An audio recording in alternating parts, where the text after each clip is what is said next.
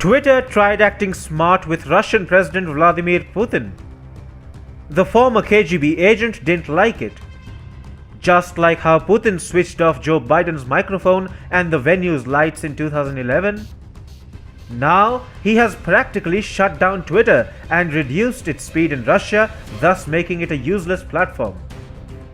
Twitter is now regretting having messed up with Putin. Hi and welcome to TFI Global, the foreign affairs and geopolitical analysis arm of the TFI Media Group. I am your host Sanbir, and in this video we talk about how Russian President Vladimir Putin is teaching Twitter a lesson. Big tech can bully anyone but Russia, and Twitter is realizing this the hard way. The microblogging giant has been bullying governments across the world and unabashedly interfering in the electoral processes of sovereign nations, but Russian President Vladimir Putin is now bullying the bully.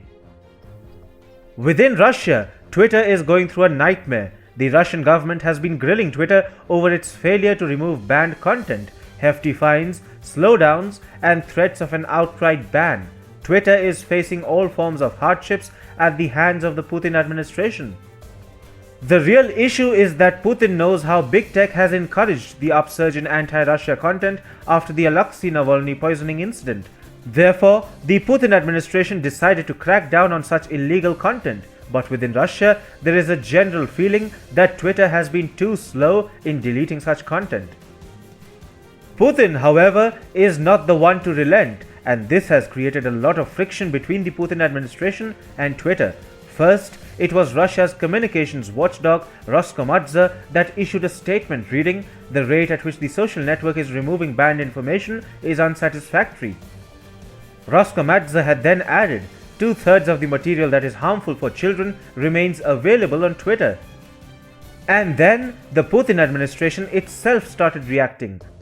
Last month, it issued an ultimatum to Twitter suggesting that the microblogging platform would be banned if it did not remove the banned content. At the same time, a Russian court fined Twitter over $116,000 over its failure to remove banned content.